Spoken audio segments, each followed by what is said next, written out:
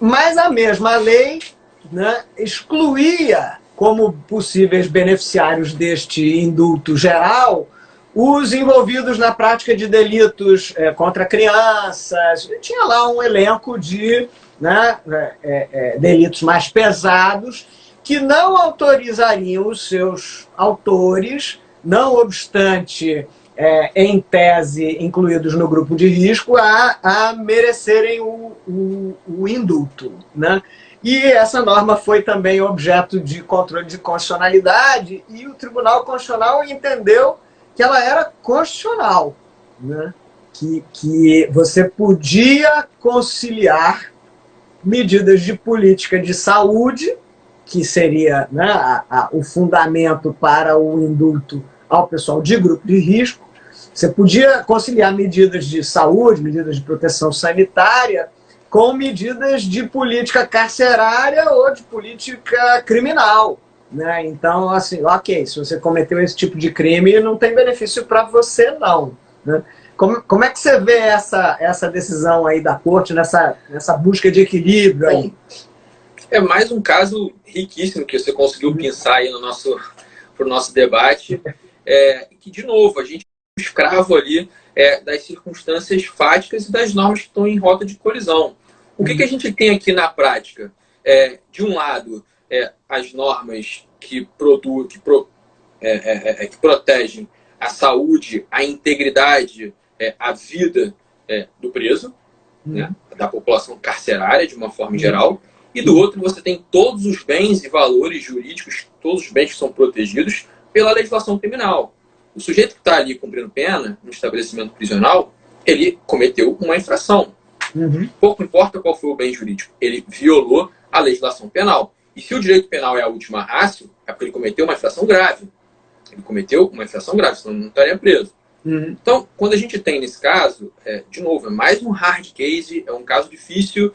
Eu não tenho como simplesmente ignorar a população carcerária e deixá-los abandonados à própria sorte, sem nenhum tipo de intervenção do Estado. Por outro lado, uma solução do outro extremo, coloca todo mundo na rua, porque não dá, o Estado não vai ter condições de garantir a vida, a integridade física, a saúde dos presos, também não é a melhor solução. Porque senão, além de ter uma crise de saúde pública, você vai passar a ter uma crise de ordem pública, né? Afinal de contas, se todas as pessoas forem à rua, muito provavelmente os índices de criminalidade vão aumentar. Então, qual é a solução que você tem que fazer aqui?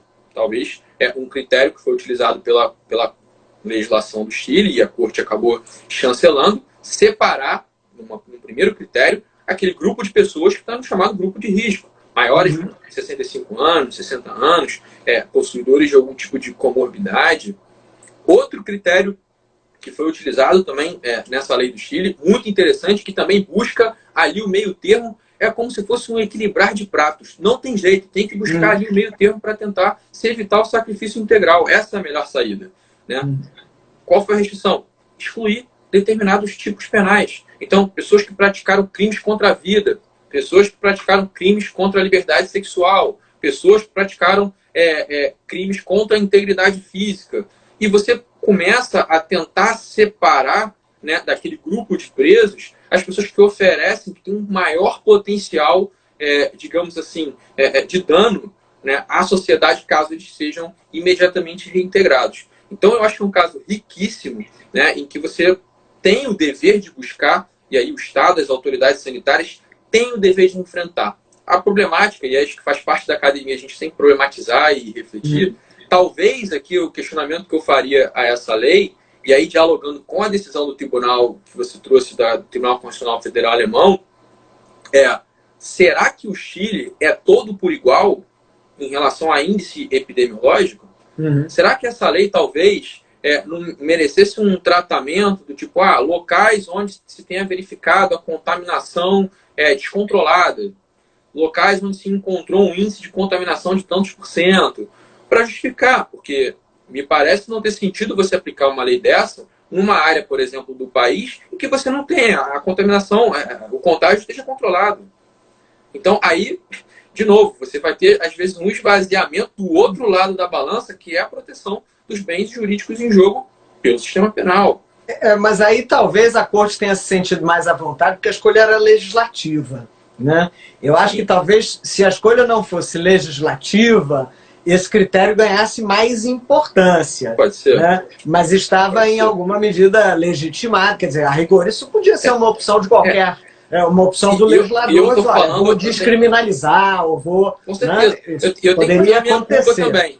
Eu tenho que fazer a minha culpa. Eu não olhei a lei. Então, de repente, a lei tem um critério. Então, posso estar cometendo aqui uma injustiça. Não, também não olhei e não sei se tem, mas estou aqui especulando. Porque a gente conhece, né? É da lógica e é da técnica. Se a escolha é legislativa, ela tem um patamar um pouco distinto. Tem uma diferença. De deferência, por conta da representação e tal. Várias perguntas foram postas, sem querer dar spoiler, mas ficar aqui querendo aproveitar todo o tempo que a gente tem. Muita gente perguntando, posso restringir direito fundamental por decreto, por lei? A grande diferença está nesse ponto. A restrição, quando ela vem por lei, ela tem todo o amparo do princípio democrático. Ela tem um peso muito maior do que aquela restrição que é imposta pelo administrador só, com base diretamente no direito constitucional. O ônus argumentativo do administrador é muito maior. Da Corte Constitucional, consequentemente, se a lei tivesse já definido o critério, o ônus argumentativo da Corte fica, digamos assim, um pouco reduzido. Né? Um pouco reduzido já porque existe ali uma opção legislativa, presume-se que isso tenha sido amplamente discutido ali nos foros próprios do Parlamento, do Poder Legislativo. Vamos então agora, vamos passar aí as perguntas, porque o povo está mesmo... Né? Nós tínhamos uma pergunta já antes formulada no Instagram e que está repetida em alguma medida numa mensagem que passou por aí, que envolve essa questão. Qual é a viabilidade constitucional de você instituir uma limitação por decreto ou por lei? Né? A pergunta que veio no Instagram aludia especificamente a uma limitação que nós estamos experimentando aqui, mas que se está experimentando em vários municípios aí, Brasil afora, que é, por exemplo, a obrigatoriedade do uso de máscara. Bom, só um pontinho aqui, mas picotou. A pergunta é só sobre máscara ou tem uma outra parte antecedente? Não, acho que ilustrou. A pergunta era se é possível você instituir limitação de direitos fundamentais por decreto, né? Tá. E aí exemplificou com o uso de máscara. Uso de máscaras. Tá. Bom, em primeiro lugar, eu queria dizer aqui, fazer uma observação para vocês. Eu acho que a gente tem aqui na nossa legislação pátria normas, diplomas normativos que disciplinam essa questão dos direitos fundamentais. Se a gente for olhar, por exemplo, a 13979, eu acho que a gente tem densidade normativa suficiente ali para que a gente oriente a administração a adotar uma providência restritiva com base em lei. Então, por exemplo, eu estou buscando aqui os meus alfarrábios, só para a gente poder ilustrar, para não ficar falando lei genericamente. Se vocês forem, por exemplo, o artigo 3º, inciso 3, a linha D, lá na listagem das intervenções, o dispositivo vai falar de vacinação e vai falar depois outras medidas profiláticas. Eu entendo que outras medidas profiláticas se enquadram perfeitamente à obrigatoriedade do uso de máscara. Não entendo que haja ali uma restrição à liberdade, uma restrição absurda, desproporcional, excessiva a um direito fundamental, se a gente levar em conta todos os bônus, os benefícios, e aí a premissa científica que tem que ser comprovada, voltando ao artigo 3º, parágrafo 1º, todas as vantagens que advêm do uso de uma máscara. Né? Que no começo não havia orientação pela máscara, e você falou, a nossa razão científica está deixando a gente meio perdido. No começo não usa máscara, depois todo mundo começa a usar máscara. Houve aqui uma evolução na ciência. E isso é importante, isso tem que estar todo o tempo, esse ajuste fino tem que estar sendo feito. Então aqui, eu não creio que essa restrição especificamente de máscara seja uma restrição que tenha vindo por decreto em qualquer dos entes federativos, o município do Rio, qualquer outro município, qualquer outro estado, sem fundamento legislativo. Eu entendo que o artigo 3º, de novo, inciso 3, a linha D, quando ele se refere ali a outras medidas profiláticas, ele autoriza o uso da máscara. O que se exige da autoridade quando ela vai impor essa obrigação ao cidadão, qual é? Se desincumbir do ônus de demonstrar que ela atendeu o artigo 3º, parágrafo 1º. As premissas científicas, os estudos de estratégia sanitária, levar em conta a curva epidemiológica daquela área. Tem sentido? Tem sentido eu obrigar, eu exigir que as pessoas utilizem máscara? Né? Fazer aquela questão da limitação do tempo, as pessoas vão usar máscara para sempre? Qual é o controle que vai ser feito?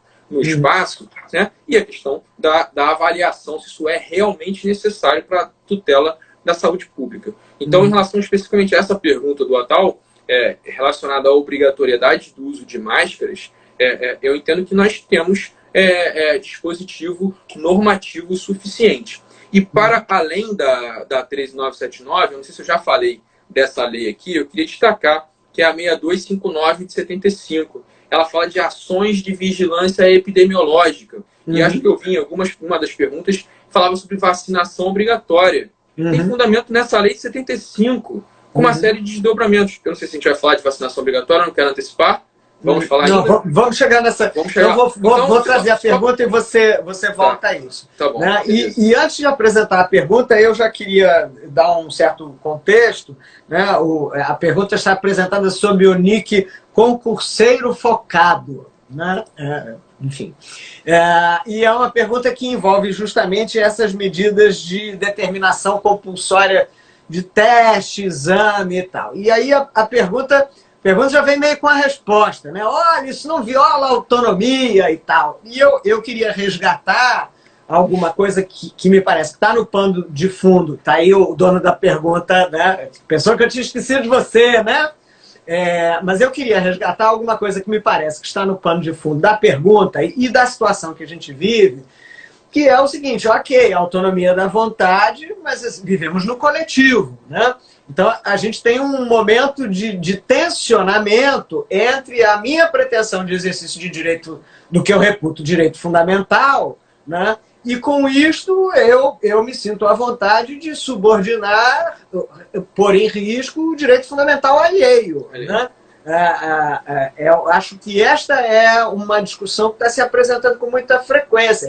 Aqui no meu condomínio, os condôminos acham que não tem problema nenhum abrir a academia de ginástica, porque há cada um que vá sozinho, né? E não tem problema. Como não tem problema? Os empregados vão limpar e eu vou conviver com os empregados, eu vou pegar a corona por tabela. Né?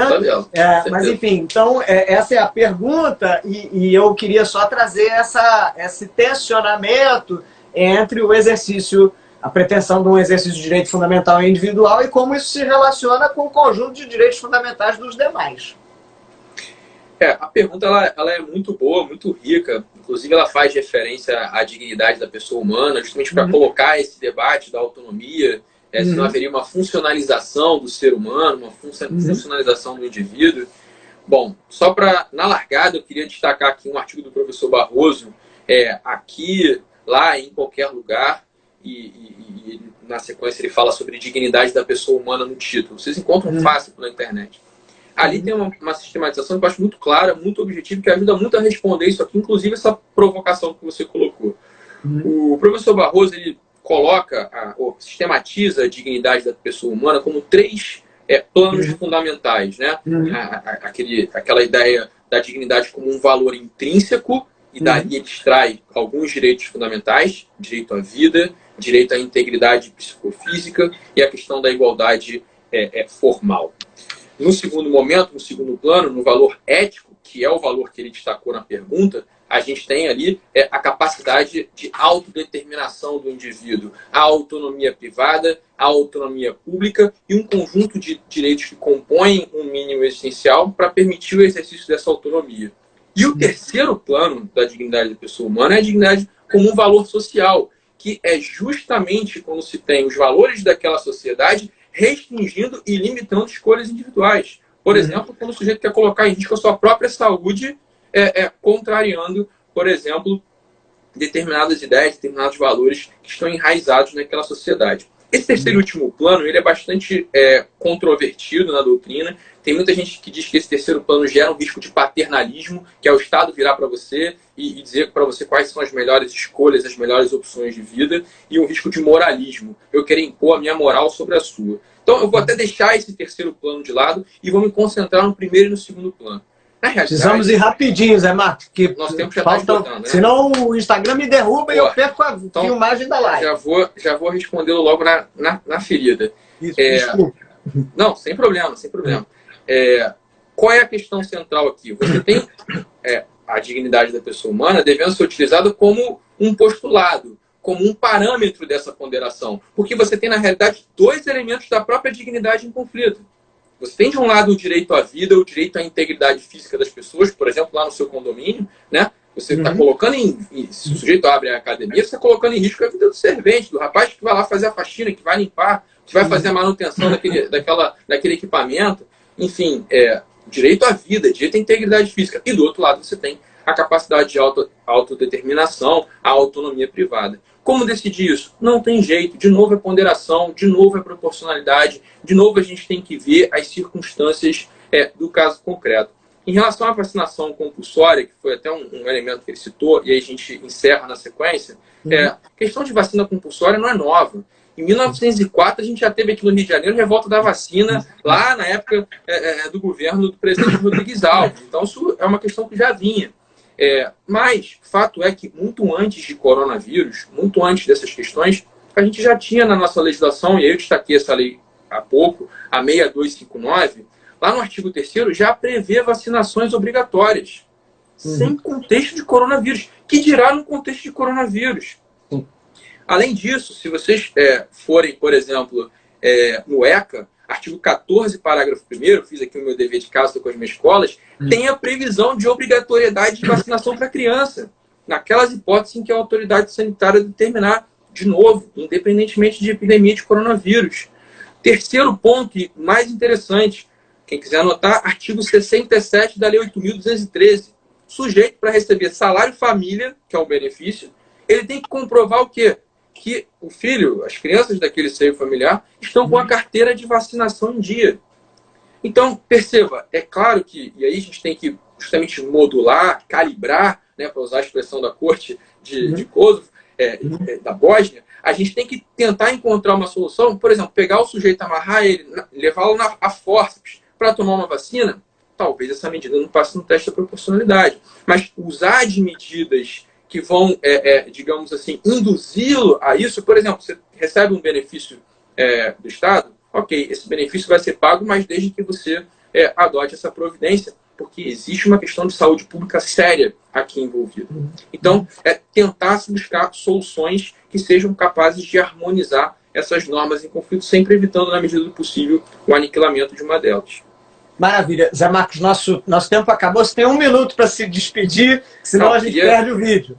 Queria agradecer a oportunidade, agradecer aqui os amigos queridos que se manifestaram. Eu tentei não olhar porque eu me distraio e acabo perdendo o fio da meada, então peço desculpa por não ter respondido aqui. Mas para mim foi uma honra, Vanício, obrigado pela oportunidade. Já falei, você pode contar comigo se precisar. Acho que esse projeto do Centro de Estudos é importantíssimo para casa. A PGM, a Advocacia Pública, precisa disso.